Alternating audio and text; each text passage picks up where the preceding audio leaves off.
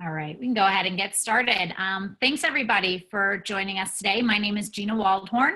I am the COO of the Sports Innovation Lab. We created this Ask Me Anything series in order to bring together conversations with leaders who are looking at the current health crisis as an opportunity for action, innovation, and leadership.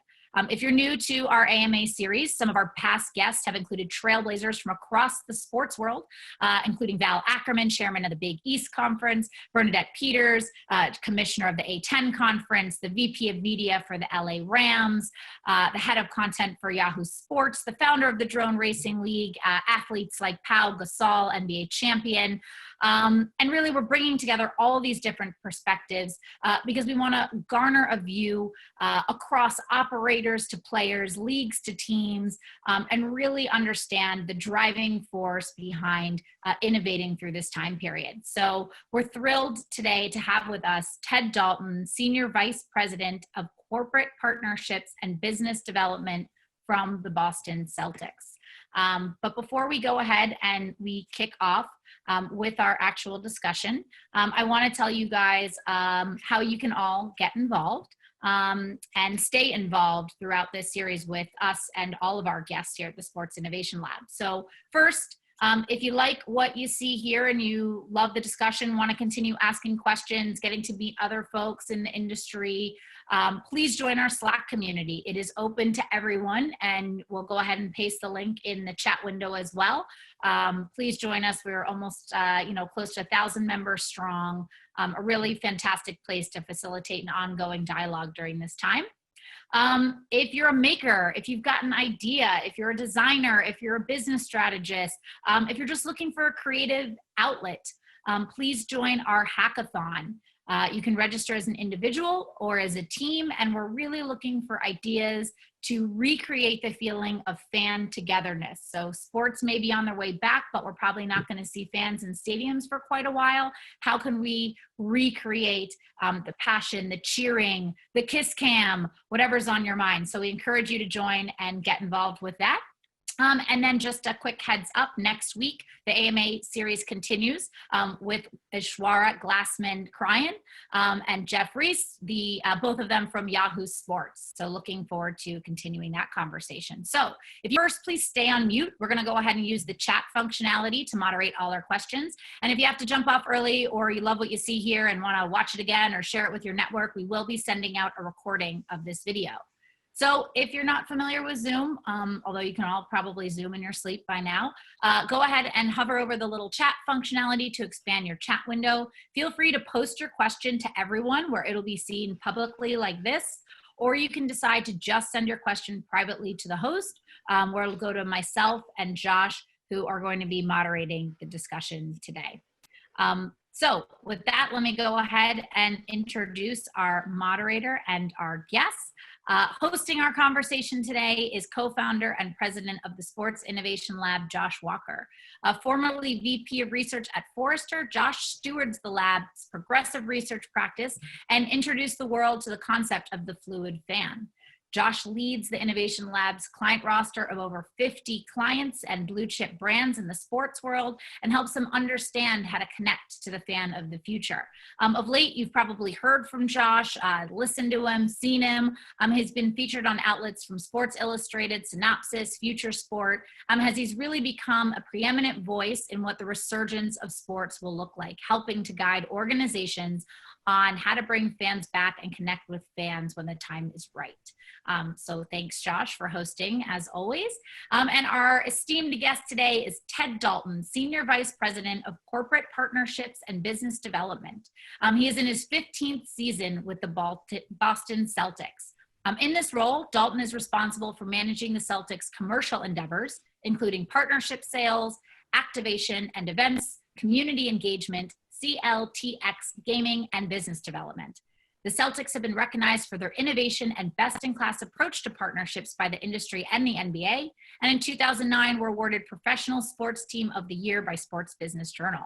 Prior to joining the Celtics, Dalton served as Director of Business Development for a company that he helped launch. Dalton has also held positions with SFX Sports, Integrated Sports International, and Walt Disney Attractions. In addition to his duties at the Celtics, Dalton currently coaches youth sports in Wakefield, Massachusetts, and is director of the St. Patrick's School basketball program. Ted, thank you so much for taking time out of your busy schedule to join us today. And with that, Josh, I'll pass it over to you to get us started. Awesome. Thank you, Gina. And thank you guys all for joining us here today. I hope this is a welcome opportunity to think about something else for a little while, hear from a man who's doing everything he can at an organization that's definitely in a bit of uncertainty and flux right now. So Ted, thanks for joining us. I warned you ahead of time that we we're going to have a big crowd, and we do. And so I'm sure my questions will get buried very quickly with everybody else asking their own. We got a ton of questions even before we got on. So I will get to all those very quickly so that the audience can ask you anything. But to shape the conversation and to give some people a sense of what's going on in your world right now, can you kind of frame what's happening with your organization as a team that is not the owner of its building, it's not the league voice, and it's certainly not in control of all the geographies that the NBA plays in? What are you guys doing on a daily basis to try to chart what's going to happen over the next few months? Great place to start. Well, first, thank you, and thanks for having me, and thanks for everyone for joining. Hope everyone is happy and healthy and safe. Yeah, it's unlike any of us have ever kind of faced or even thought about. When the NBA decided to go on a hiatus, we literally went from being in the office and we had a game that Thursday against Milwaukee in Milwaukee, and it was sort of the next day we're all working from home and remotely.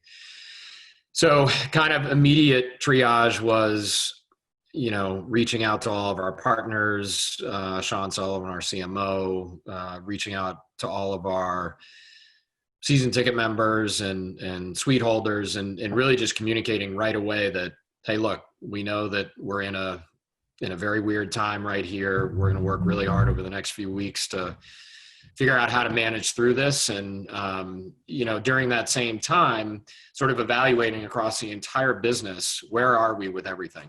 Being a sport that was pretty much 80% of the way through the season, wanted to make sure that we had a really good handle on, particularly from a partnership standpoint, what we had delivered, what we still had outstanding, and sort of to frame that, as we were having conversations with partners. The other thing I think more broadly as an organization, and, Rich Gotham, our team president, really sort of drove this home very early was, look, we need to make sure that we're not only keeping our partners, our season ticket members, our fans as engaged as possible throughout this entire, however long and sort of what this time period means, but we need to be keeping our internal staff and everyone sort of that works for the Boston Celtics engaged as well. And so that meant, putting together 30, 60, 90-day plans, making sure that staff were being connected with each other, that managers were connecting, with their respective groups. We've been having weekly staff-wide Zoom calls with guest speakers and business updates from all parts of the organization. We've been doing that with our partners, with season ticket members. So I think it's this whole notion of trying to stay as connected as possible during a time when we all feel probably incredibly disconnected and disjointed. So I think, having that basis and that foundation is going to help us to hopefully be ready when things start up again, and whatever that looks like. So we're doing a ton of contingency planning, as I'm sure everyone else is, for various scenarios that could play out. Even on the basketball side, Brad Stevens, our head coach, and his entire staff, I think we all have the mindset of we need to continually be doing the things that are going to put us in a position to be ready when the NBA says, okay, here we go. So I think kind of broadly, that's been the approach for the last 9 weeks. Yeah. So let me get our audience involved right away. I'm going to ask you guys if you believe that the NBA should try to finish this season or not. And this poll, I'll leave open while I ask Ted the same question. what is the sentiment of the organization? People have heard some of the players be more vocal in the press, and, certainly we get to hear from some of the ownership group as well. What is the tone? What's the feeling at the organization about whether or not the season's going to come back? You don't have a crystal ball. You don't know what's going to happen, but give us a sense of how the organization feels about the opportunity to do that. Yeah, I think it, as Adam Silver, the commissioner of the NBA, has said repeatedly, it depends on the data. I think it depends on the counsel and advice from medical experts, CDC, the states, the federal government. A lot is predicated on testing and getting enough testing so that it's not taking from the general public. It's predicated on getting accurate and fast results. And ultimately what that means is, how can we keep players and anyone else who's associated with our live events, our games, safe, and not at the expense of anyone else. So, I think, here in Massachusetts, we're still on sort of not lockdown per se, but, kind of shelter in place. And that, if I had to guess from a state perspective, it's probably going to, continue for a little while here. I don't think we're at the level of testing that sort of our state government wants to see. So I think that's going to apply for the NBA, for the NFL, for all the leagues, whether they've started yet or, like us in the NHL are sort of 80% of the way through your season. I think the decisions are going to be made based on how can we operate in a safe environment, and whether that's with fans or without, central locations, multiple locations, your home arenas or stadiums, all that stuff will be figured out. But again, I think all the commissioners and I know, from an NBA perspective, safety is paramount. So if you can figure that out, or if, God willing, there's some sort of miracle cure coming down the pike in the next couple months, which is probably unlikely, but who the heck knows? We'll see where that takes us. So the audience was split 65-35 on whether or not the NBA should try to finish the season. So 65% said they should. I'm immediately launching the next question because I want to ask you, have we covered our bases with these scenarios? Which is, I'm asking the audience now, what do you think would be the most likely situation for the NBA? A, that the season is canceled. B, that the season resumes with regular season games but no fans, or that the season resumes and goes straight to playoffs. Is there another dominant scenario that's being considered by the NBA that you know of that would potentially make its way into the mix? No, I haven't heard, and I have to be a little careful here. I don't think any of those decisions have been made yet. And again, I think it goes back to what I said before. I don't think we're at a point yet where anybody really knows sort of with whether it's states that are opening up now and sort of what kind of impact that might have on, new cases or God forbid deaths or things like that. So I think that the leagues are probably all in the same position where there's still not enough data and not enough information to really accurately say, okay, we think this is going to happen, whether it's regular season, playoffs, just playoffs, fans, no fans. I mean, I think personally, we all can probably think that, given sort of the concern and the fear and sort of what, the health ramifications that have happened over the last, 2 months, particularly in the US and certainly globally. But, I just can't imagine that, people are going to be, ready unless there's, again, a lot of the data and the information that we've been talking about to get back into large groups. And again, that's, I think the other thing that further complicates that is how different states are coming on board too. Like I said, there's only about, I think, 7 states, including Massachusetts and a few others, that haven't really opened up yet. And so if you're a sport which most of the domestic leagues are, all the domestic leagues are, they've got franchises in multiple cities throughout the US. That's another thing you have to consider too. So yeah, I mean, it's going to be really interesting to see, again, I keep going back to it, but I think it's dependent on testing. It's depending on, how people feel? Are they comfortable going back? And even back to, things like youth sports, for kids that have, or parents on the line that have kids that play youth sports, all the spring seasons have been canceled. You may sign your kids up for summer camps or other things, or, in our town, they're trying to figure out, are we going to have a summer lacrosse season? And hey, the fields might be open, but are parents going to be comfortable sending their kids, to play lacrosse in July? So I don't think we know yet how those are all going to play out. Okay, so as I warned you, the questions are coming in hot and heavy to me privately, and also now starting to fill up our feed. So let's just jump right into sort of what's on people's mind. One of the things that I think you get a lot of credit for as an organization is continuing to be innovative, push the ball down the court kind of thing with 2K, with the patch. You were one of the first organizations to do jersey sponsorship and things of that nature.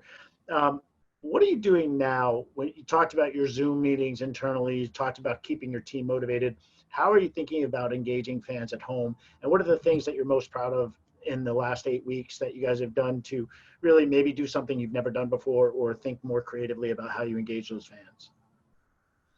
Yeah, I think one of the big things that we're trying to do is figure out ways that we can engage multiple constituents through a single program. And one of the, I think, best things we've done is our Food for Heroes program. So this is something that Dave Hoffman, who runs our community engagement group, sort of came up with. And it's the program itself is pretty simple. It's working with our season ticket member group to identify season ticket members who own either restaurants or catering businesses in the greater Boston, sort of New England region. We partnered with Vistaprint, who is supporting through their foundation and with our foundation to buy meals for frontline workers. And so, and we've sort of taken a little different approach in that, although, the nurses and doctors and hospital workers are doing incredible work, they're getting a ton of support as it is. We wanted to try to support some of the folks that are out there that might not be getting recognized as much. So, for example, this week, I think we're providing meals for a town west of Boston that pharmacy workers and retail workers. But again, I think it achieved a lot of goals through one kind of simple program. We're providing need and support for people who are out there, in some cases risking their lives or their health for the benefit of all of us. It was engaging for, season ticket members and supporting small businesses in the area. And it was a great way to integrate a partner and to provide, through a cause marketing platform, some value and appropriate exposure during this time.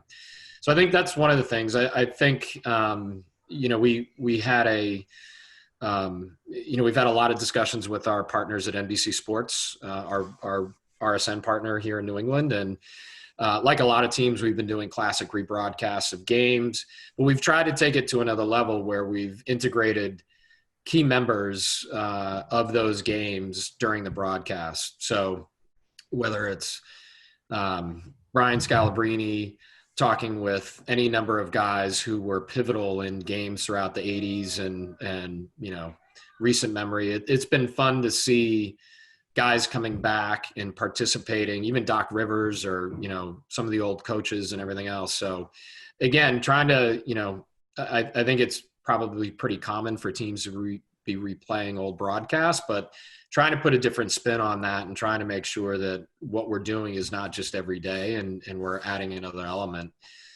The other thing that we've done with that too is, and again, I know a lot of teams are probably doing this as well, but for the partners that are comfortable being active with us during this time, we're integrating them in the same way that we would around those game broadcasts as if we were playing games. So, player of the game and different digital assets that we would normally push out with partners.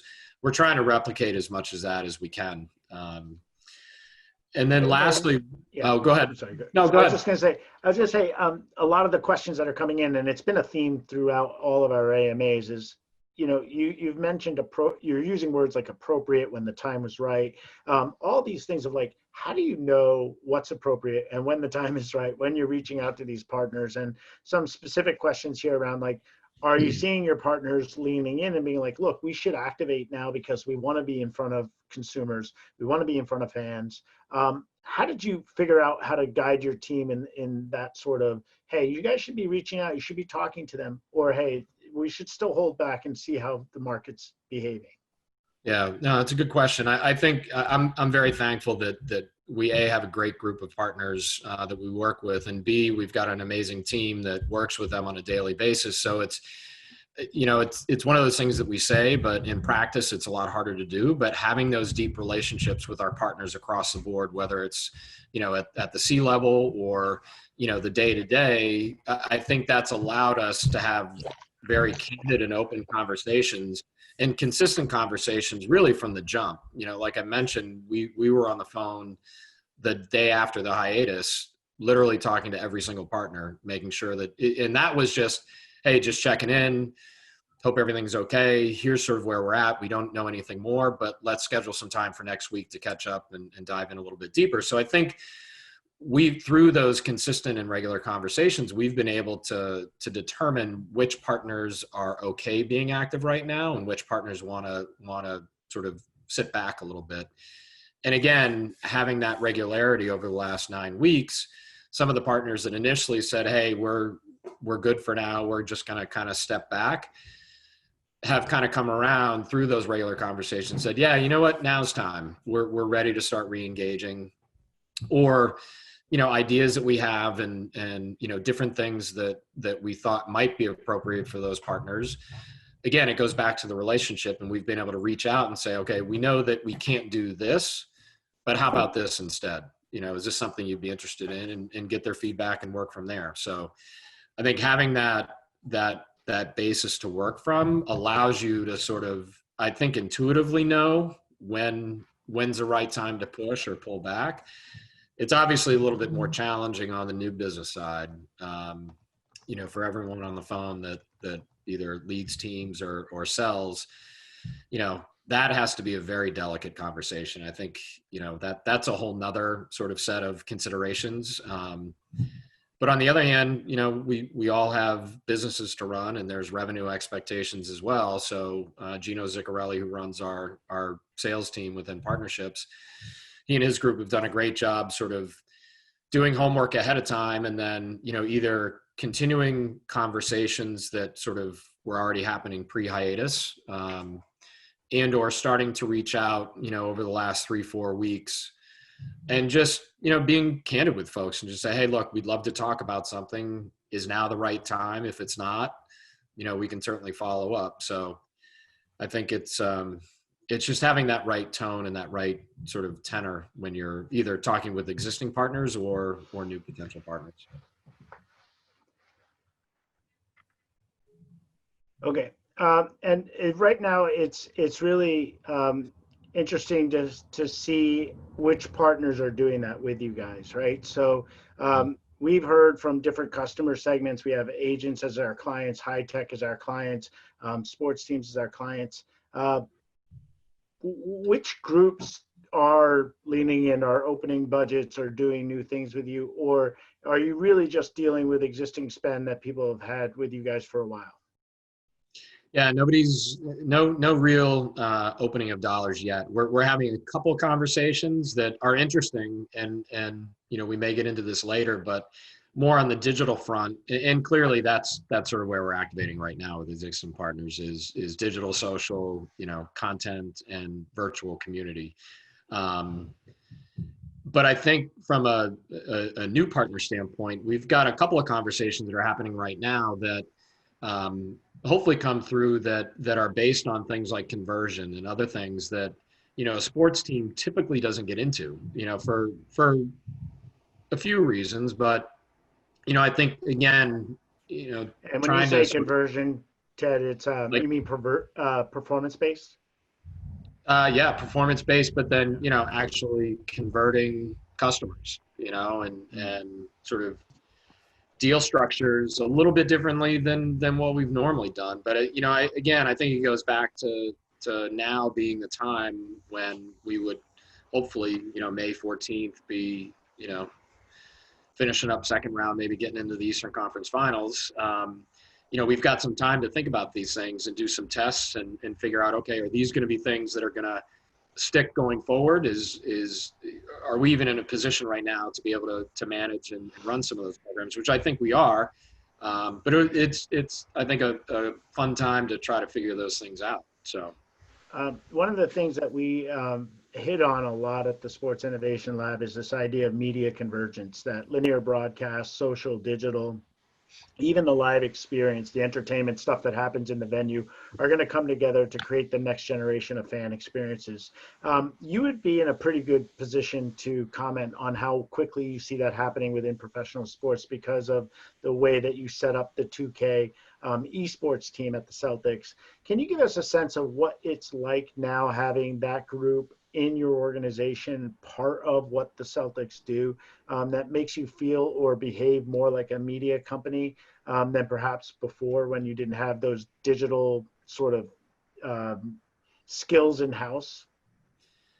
yeah, it's been quite a learning experience, and thank goodness we hired a guy, Jim Ferris, who was previously with EA Sports. He's our managing director of Celtics Gaming. But yeah, when we first kind of contemplated it and talked to the league about joining the 2K, the new 2K league, we sort of didn't know what the heck we were getting into. And the gaming space, I think we've learned a lot, that it's not just some kid in their parents' basement, staying up for 48 hours straight, playing video games and eating snacks and, on a caffeine high. It's a pretty compelling audience. And it's a pretty educated audience. It's a pretty diverse audience. And I give Is it a different audience, Ted? Is it a different audience than the Celtics audience? Not from those it is. adjectives, but yeah. Yeah, no, it is. It's definitely a little younger. I think the diversity is pretty similar because we're fortunate in the NBA to have a great diverse audience.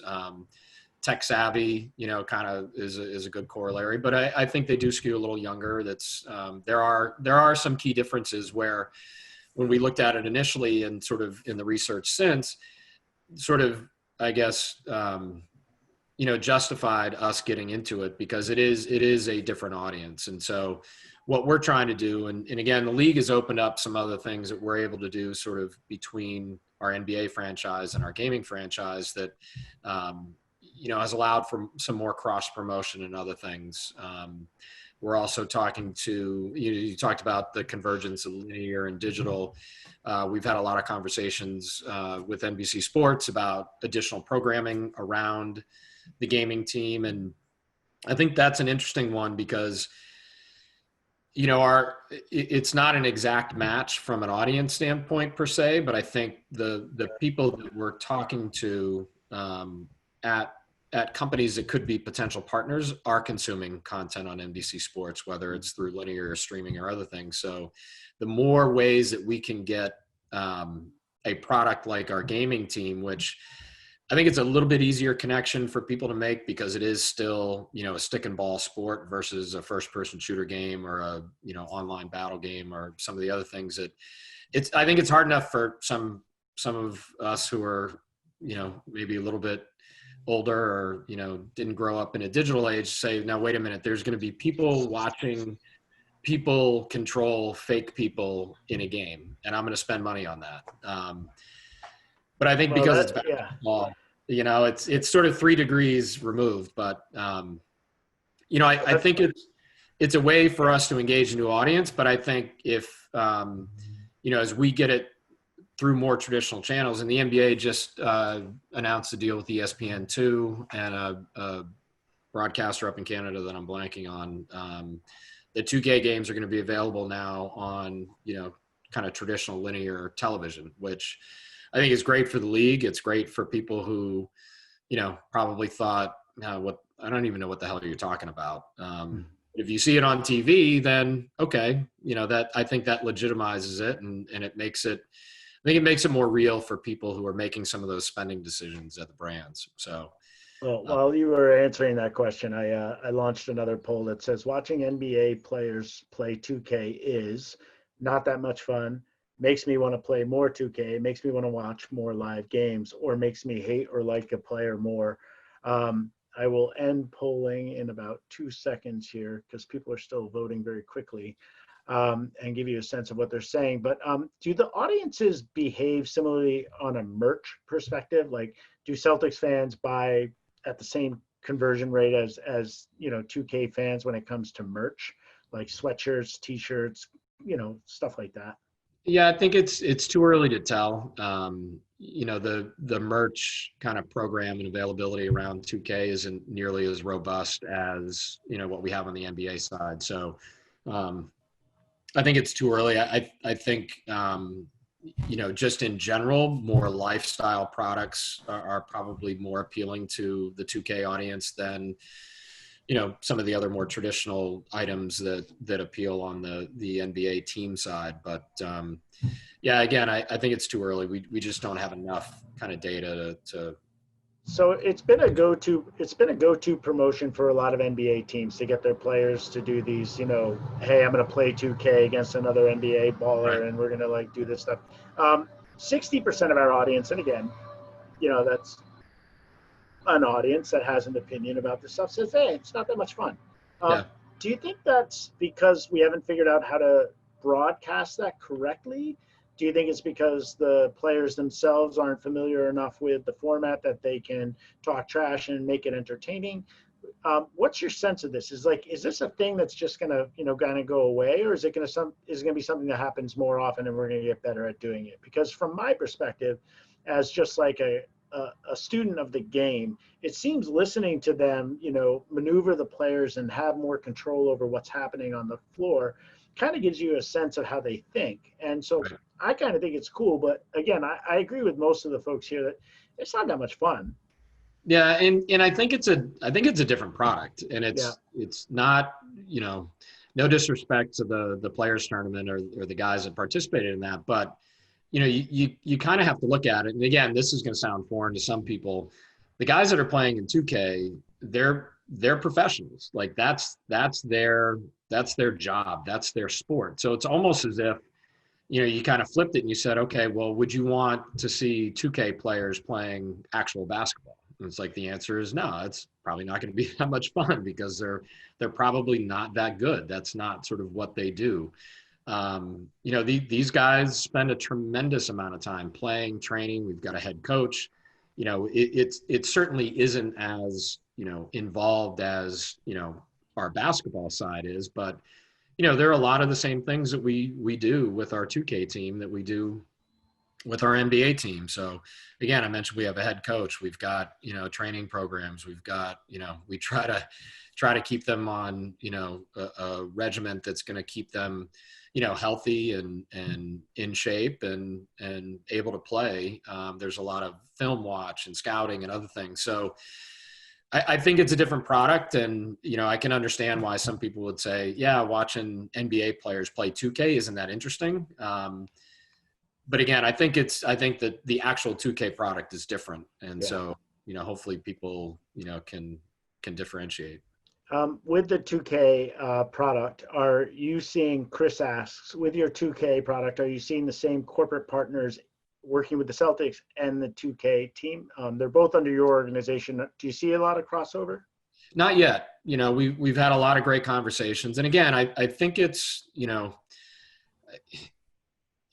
a great challenge to have because it's so far afield for so many folks that make those decisions as to where they're going to spend their money in sports, that I think the non-endemic brands have had a tough time transitioning. And I think where you've seen some of the non-endemic spend are at, the big national levels. So they're spending with, the big national tournaments that are, that were happening, at TD Garden or Staples Center or other arenas, particularly, like I said before, for the first person shooter games and some of the other games that, have had a longer history of sort of esports and of having leagues. And, you look at what Overwatch does and some of the other, like I said, leagues that have been around for a little bit longer. So, but I think we're starting to see some great momentum. We're starting to see that, okay, instead of kind of people looking at you with, an expression of,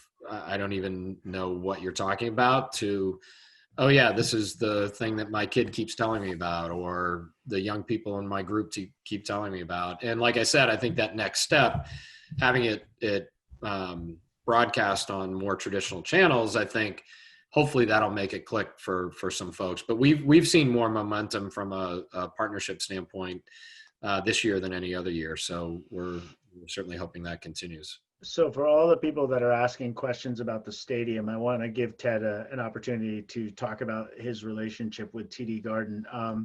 And Ted, a lot of these questions are like, why don't you guys do augmented reality? Can you do contactless payments? Can you do all this stuff? How much control does the Celtics organization have as to what goes on in the Garden? We've had, as the Sports Innovation Lab, a great relationship with Jen and Amy Yep. Latimer over there. And we know that they're constantly looking at new technology to bring in. But can you guys actually influence those decisions in a meaningful way if you want to do some of this stuff? Yeah, I mean, so to take a quick step back, Delaware North owns the TD Garden, owns the Boston Bruins and Sports Service, which is a global concessionaire. And Amy Latimer, who you mentioned, is the president of Delaware North, here in Boston and New England. So as a tenant, we certainly aren't in a position to say, okay, we are going to do this, but we have a fantastic relationship with Amy and her whole team there. And on the Bruins side with, Glenn Thornborough and his whole team as well. So yeah, I mean, it's a very collaborative relationship. So to answer your question, yes, we certainly have a seat at the table, and they're great about soliciting our feedback on everything. Ultimately, the decision, is theirs on a lot of these things. But as one of the major tenants, we certainly have a lot of those types of discussions, whether it's, new scoreboard or other sort of capital improvements that are happening. I give them a ton of credit. They want and ask for our feedback regularly, and we definitely have a seat at the table, and it's a great partnership. So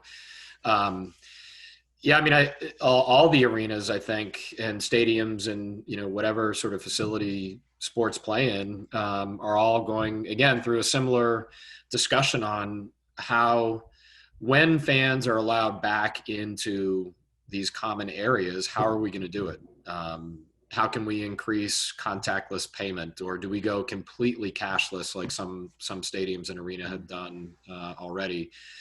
Scanning people coming in instead of just sort of your typical magnometer, I think it's called, or metal detector. Is it a detector that can take your temperature or other things? And then you get into some privacy issues, but and then how do you get people in and out of the building?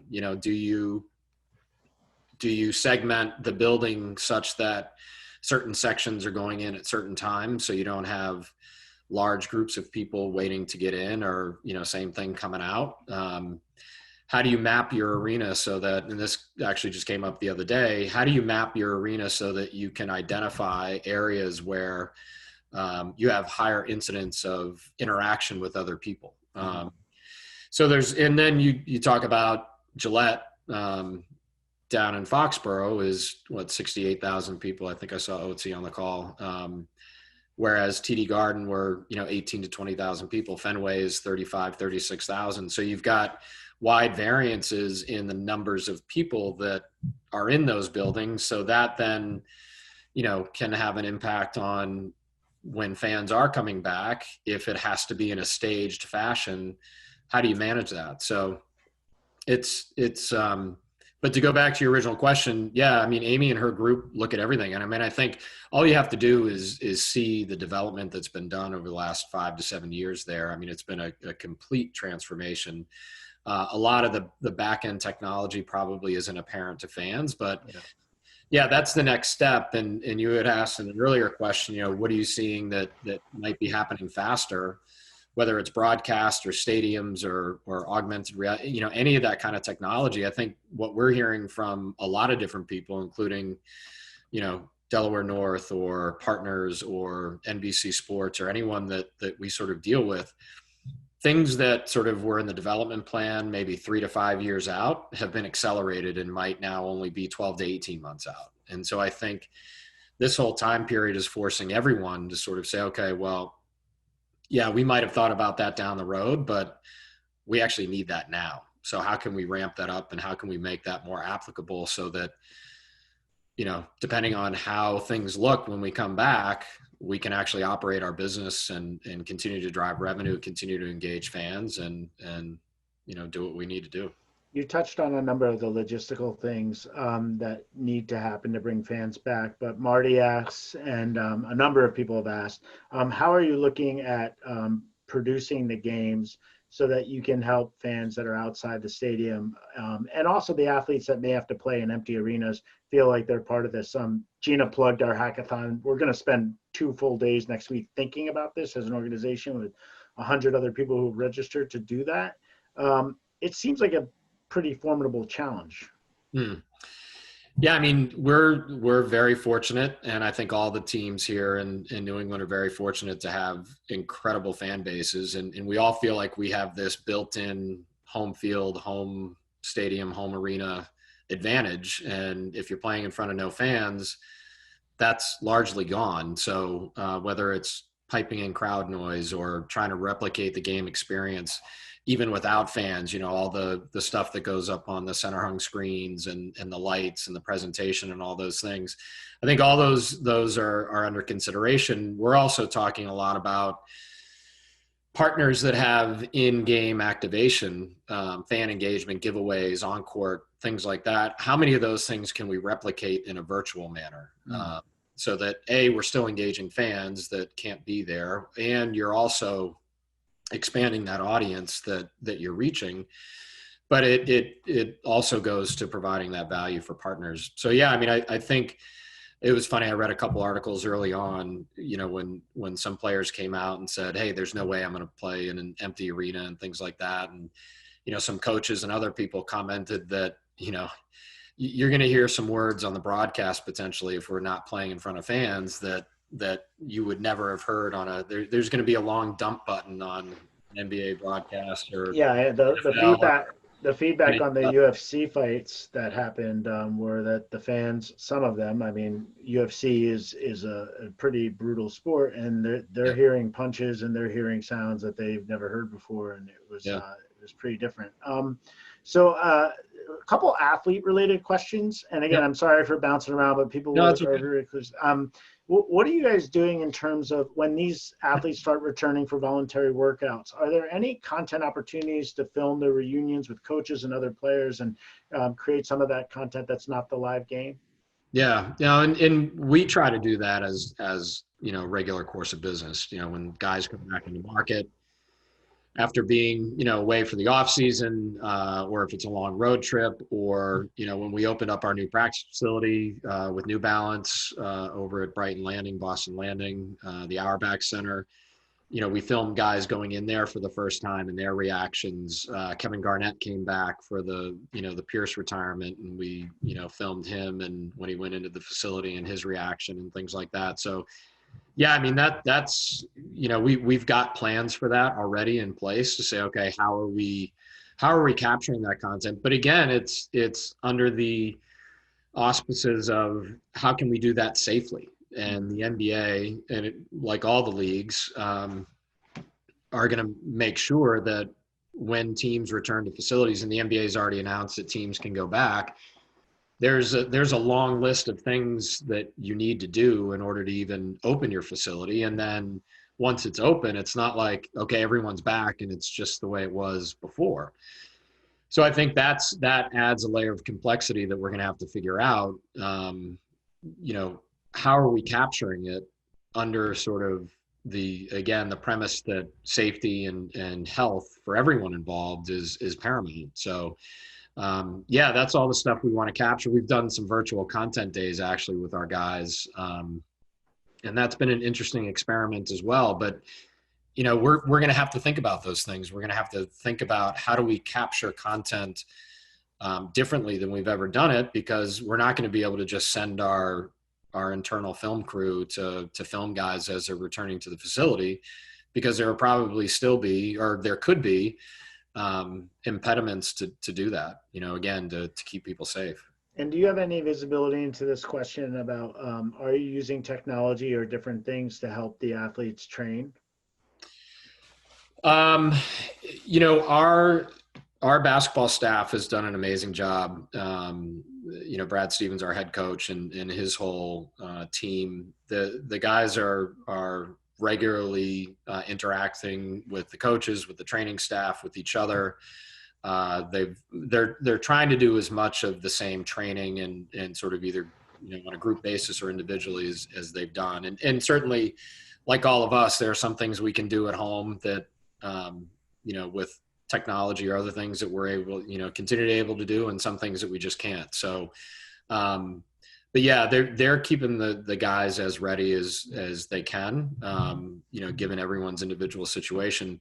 And the great thing, we've got a sort of sports innovation group that we've had for a while, and sports scientists on the basketball side that they're constantly looking at new technology, and have been for a while now. So I can't tell you any of the specifics with respect to what kind of software or different cool things that they're doing, but Mike Zarin, who's our assistant GM and heads up our basketball analytics group, you know, he with our sports scientists and our whole medical and training staff are constantly looking at ways that they can integrate technology and other resources for the guys to, you know, to help them not only improve physically, but mentally, and, you know, just working on, you know, the different things that they need to work on. So. We talked about some of the scenarios with which fans might be allowed to return. One question says, between general admittance and hospitality suites, is there a segment of fans that you believe would be allowed to return before others? This came up in another call, and it's really a very interesting sort of and challenge for you guys to think through is like, do your loyal season ticket holders, do your hospitality suite folks, do they get you know, further up in the line than the general admittance tickets, if you guys are allowed to let a certain number of folks enter the building? Yeah, it's a great question, and I really don't have a good answer for it, unfortunately. You know, That's I mean, okay. again, I think it goes back to safety, and we certainly, you know, there's no question that you know, and this is going to sound like, well, I don't know how it's going to sound, but you know, we obviously want to connect with as many people as we can, and certainly, you know, we're fortunate to have season ticket members that have been with the team for 50 plus years. I mean, it blows my mind to think about that. So we've got an incredibly loyal season ticket member base, fan base. So that's, you know, I think again, we'll have to see, you know, how it all plays out with respect to, you know, getting fans back into stadiums and arenas, and, you know, if there's, you know, that's a tough one to answer because Yeah, no, that's I fair. think it's all, again, it's all dictated on, you know, I think ultimately, you know, safety and how we sort of figure that out. Okay, so we're getting to the end of the hour, so I'm going to ask one or two more, and then we'll wrap up here. But this question's an interesting one, just because you mentioned Brian Oates. You know, Ian is on the phone from Spartan. There's a number of brands that have relationships with a number of properties. This question's about if I'm a brand and I have relationships with more than one team. Is there a consortium looking at the, you know, this situation from an overall NBA perspective? Meaning, I'm assuming like that you would get together with a bunch of other sponsorship or partnership executives and try to work through some of the messaging so that they're hearing a consistent voice versus hearing different information from different teams at different times. Is there any group out there that's trying to pull together some of that messaging for you guys? That's an interesting question. I don't know. Maybe I'll let OT answer that. Well, is the league doing anything around this? Is there trying to be like, I mean, because you have some brands that have multi-year agreements with the leagues, with Right. teams. How's that all sort like, how do you know that you're not promising something to leagues like, whoa? Yeah, it's, you know, we certainly have a lot of calls. I'm sure, you know, the other sort of team folks on the line do with the league, and sort of sharing best practices and sort of how are you communicating with partners? What should you be communicating? We certainly get told a lot what we can't say, which is hard, Right. because we're a member of the league. No, but I think we've taken an approach that is not dissimilar from a lot of teams. I'm on a bunch of calls every week, whether it's with NBA counterparts in the NBA or counterparts from, sort of teams all over the world. And I think everyone's in the same position where it's just having open and candid conversations with your partners, knowing where you're at, and then when and if a partner is asking for a make good or money back or things like that, you have to treat all those situations individually. And I think for those of us who have been through labor disputes and other things, albeit a much different reason. And obviously when we went through the lockout in 2011, we weren't dealing with a global economic crisis and a pandemic, but I think we learned a lot from that, and that, okay, games are being missed. How do we communicate with partners? How do we put plans together that make sense on an individual basis? And then when and if we're able to make that value back, either during the stoppage or when games continue, again, it's just having those upfront conversations with partners to try to figure it out. And I think if you've established those relationships over time, then those conversations are a lot easier. Now, again, the layer of the health and economic situation that we're dealing with is certainly much different than 2011 for us. And so I think the reality is there are going to be some companies that unfortunately don't make it through this. And so that's, at that point you have to say, okay, that's a much different conversation than, hey, we're good, we're going to get through it. We may not be able to, we can't deliver right now, or here's what we can do in the interim. Here's a plan for go forward. Once we, figure out what's happening with either the rest of 1920 or, subsequent seasons, we can put a plan together to make up that value or, think of other creative solutions. But there's not, to answer the question directly, there's not, at least for the NBA, the NBA is not saying, okay, here's what you have to do for corporate partners. But we're certainly getting a lot of information and feedback and suggestions on, okay, here are how teams are doing it, and here are some suggestions on what might be helpful in helping manage through that with partners. And Brian, since Ted offered to share the mic, do you want to weigh in on what you guys are doing with the Patriots at this point, or you want to stay on mute? I will chime in just for a second, but can I echo Teddy's sentiment about listening to the clients and seeing what their issues are and treating them kind of fairly and thoughtfully. And that doesn't mean the same for everybody. So it just, all this is uncharted territory. So we're trying to truly come through it together. And there's so much uncertainty that it's hard to know now what the future's going to hold. Are you guys having different conversations at the Patriots than you would have normally at this stage of the season? That's the obvious answer is yes. I mean, this is not normal, but has this accelerated some of the things that you normally need to do at the NFL at a different time? Normally this time of year, we're planning for the season, hangout, day game sponsorships and customer promotions and, hospitality dates, and all of that is kind of on hold at the moment. So the conversations we're having now are very different than the ones we typically have. Well, I appreciate you jumping in there. And Ted, is there anything that you want to end on here before we wrap up? I appreciate you jumping on as well. OT, good to see you, bud.